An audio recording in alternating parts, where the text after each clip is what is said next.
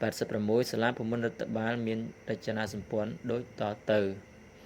កនាយកដ្ឋានរដ្ឋបាលនិងរញ្ញវត្ថុខនាយកដ្ឋានបណ្ដុះបណ្ដាលដំបូងគនាយកដ្ឋានបណ្ដុះបណ្ដាលបន្តខនាយកដ្ឋានស្រាវជ្រាវនិងទំនាក់ទំនងអន្តរជាតិងនាយកដ្ឋានស្រាវជ្រាវព័ត៌មានវិទ្យាចលេខាធិការដ្ឋានឆចម្លើយខាងលើត្រឹមត្រូវទាំងអស់87មន្ត្រីរាជការស៊ីវិលបច្ចុប្បន្នមានគឺក៏ចម្លើយអង្គរដ្ឋបាលទូតសុខាភិបាលការងារទូតបច្ចេកទេសគ្រូបង្រៀននិងរដ្ឋបាលក្រសួងមហាផ្ទៃ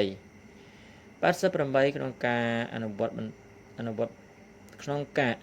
បច្ចុប្បន្ននេះនៅកម្ពុជាពីរអង្គនេះត្រូវបានជំនួសដោយពាក្យចម្លើយក្របខ័ណ្ឌ89គោលការណ៍មុខងារសាធារណៈមានគឺបម្រើផលប្រយោជន៍សាធារណៈគោលការណ៍ស្ដីពីឋានានុក្រមនិងការពារផលប្រយោជន៍របស់មន្ត្រីរាជការ90ប្រព័ន្ធមុខងារសាធារណៈមានគឺកប្រព័ន្ធនយោជឬប្រព័ន្ធបើកចំហខប្រព័ន្ធវិជ្ជាជីវៈក្របខ័ណ្ឌឬប្រព័ន្ធអាជីពឬប្រព័ន្ធបើកបិទគោចម្លើយខាងលើត្រឹមត្រូវទាំងអស់91មុខងារសាធារណៈមានលក្ខណៈពិសេសគឺបេសកកម្មមធ្យោបាយនិងប្រសិទ្ធភាពនៃសកម្មភាពរបស់មុខងារសាធារណៈ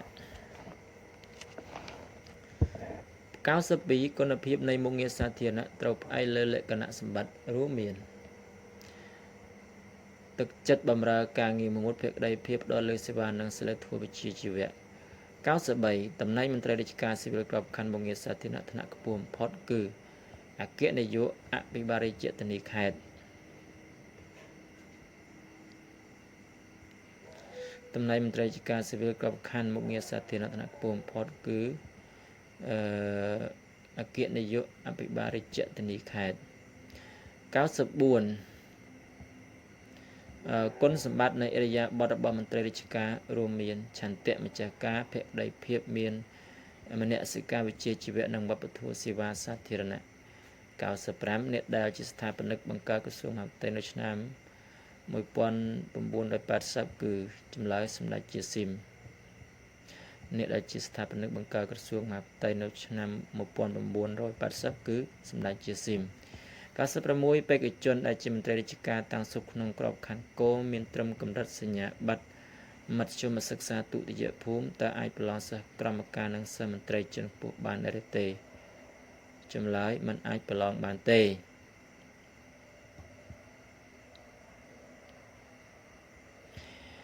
97តើនៅកាត់ស្ដីពីការគ្រប់គ្រងវត្តមានមន្ត្រីរាជការស៊ីវិលនិងមន្ត្រីចុះកិច្ចសន្យាត្រូវបានដាក់ឲ្យអនុវត្តនៅឆ្នាំណាចម្លើយ2016 98យោធិននៃកងយុទ្ធពលខេមរៈភូមិន្ទត្រូវបានរៀបចំនិងបែងចែកជាចម្លើយ20ឋានន្តរស័ក្តិ99តម្លៃឯកតាសន្ទុះបៀវត្សមូលដ្ឋានចំនួន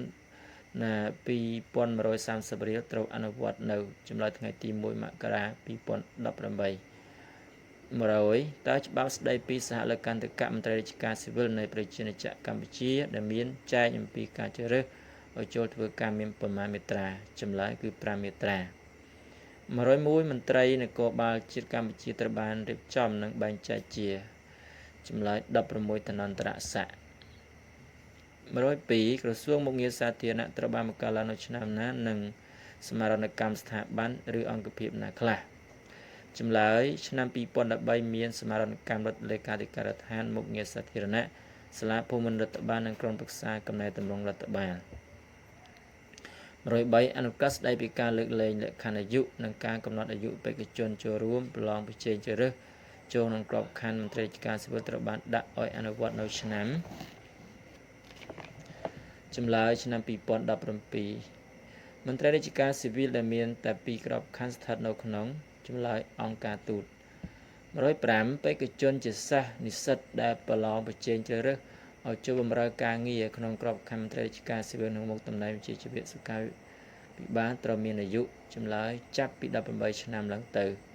106តើមន្ត្រីរាជការស៊ីវិលមានសិទ្ធិសមស្ថិតនៅក្នុងភាពទំនេរគ្មានបៀវត្សរយៈពេលសរុបមិនឲ្យលើសពីចម្លើយ4ឆ្នាំ107ការដាក់ឲ្យ ធ្វើកម្មសិក្សាមន្ត្រីរាជការស៊ីវិលក្របខ័ណ្ឌថ្មីដែលបានប្រឡងជាប់មានរយៈពេលប្រមាណចម្លើយគឺ12ខែ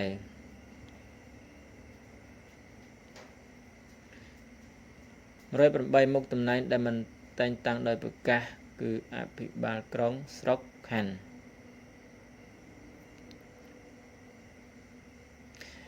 109មន្ត្រីរាជការបម្រើការងារនៅថ្នាក់ក្រោមជាតិសម្ដៅដល់មន្ត្រីរាជការបម្រើការងារនៅសាលារាជធានីខេត្តក្រុងស្រុកខណ្ឌគុំសង្កាត់និងមន្ត្រីរាជការបម្រើការងារនៅមន្ទីរនិងការិយាល័យជំនាញក្នុងរាជធានីខេត្តក្រុងស្រុកខណ្ឌ110%នៃគ្រឿងឥស្សរិយយសនៃប្រជាជាតិកម្ពុជាដែលត្រូវបានផ្ដល់ជូនមន្ត្រីរាជការដែលមានស្នាដៃតាមប្រភេទក្របខ័ណ្ឌនីមួយៗចម្លើយមិនឲ្យលើសពី10%ឡើង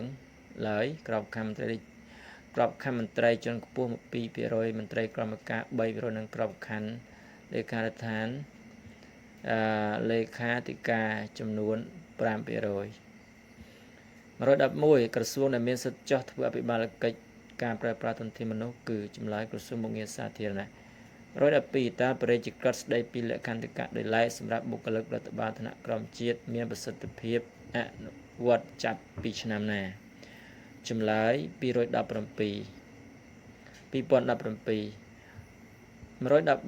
ក្របខ័ណ្ឌគោលនយោបាយជាតិគាំពារសង្គម2016-2025ទៅផ្ដោតលើសសរស្តម្ភចម្លើយគឺចំនួន2គឺប្រព័ន្ធជំនួយសង្គមនិងប្រព័ន្ធសន្តិសុខសង្គម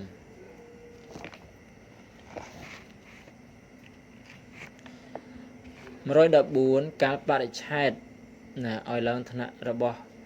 មន្ត្រីរាជការដែលធ្វើជារៀងរាល់ឆ្នាំនៅថ្ងៃទី13ខែមេសា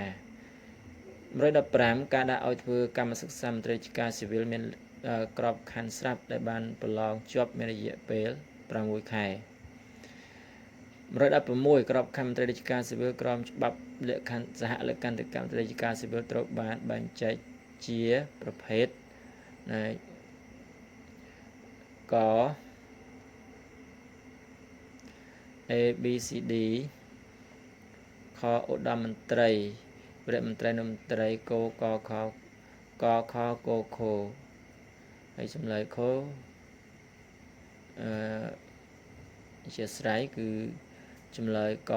ខនិងកណាចម្លើយគឺសូមម្ដងទៀតក្របខ័ណ្ឌមន្ត្រីរាជការស៊ីវិលក្រោមច្បាប់សហលក្ខន្តិកៈមន្ត្រីរាជការស៊ីវិលត្រូវបានបែងចែកជាប្រភេទកខនិងក117ការដំឡើងឋានៈមន្ត្រីរាជការស៊ីវិលជាធម្មតារយៈពេលអបប្រមាណប្រមាណឆ្នាំចម្លើយគឺ2ឆ្នាំ118តើការកែសម្រួលចំនួនមន្ត្រីរាជការស៊ីវិល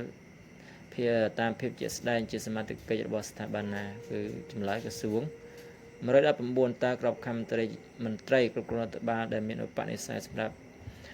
កាន់មុខតំណែងជាអគ្គនាយកនៅអគារទីការស្ថិតនៅក្នុងឋានន្តរស័ក្តិអ្វីចម្លើយជាស្អី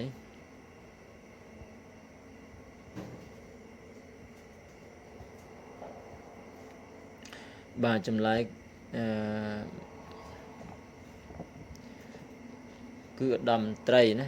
ក្របខ័ណ្ឌមន្ត្រីគ្រប់គ្រងរដ្ឋបាលដែលមានឧបនិស្ស័យសម្រាប់កាន់មុខតំណែងជាអគ្គនាយកនិងអគ្គទីការស្ថិតនៅក្នុងឋានន្តរស័ក្តិឧត្តមមន្ត្រីបាទ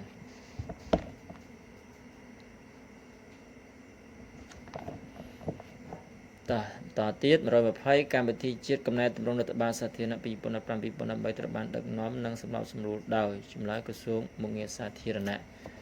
121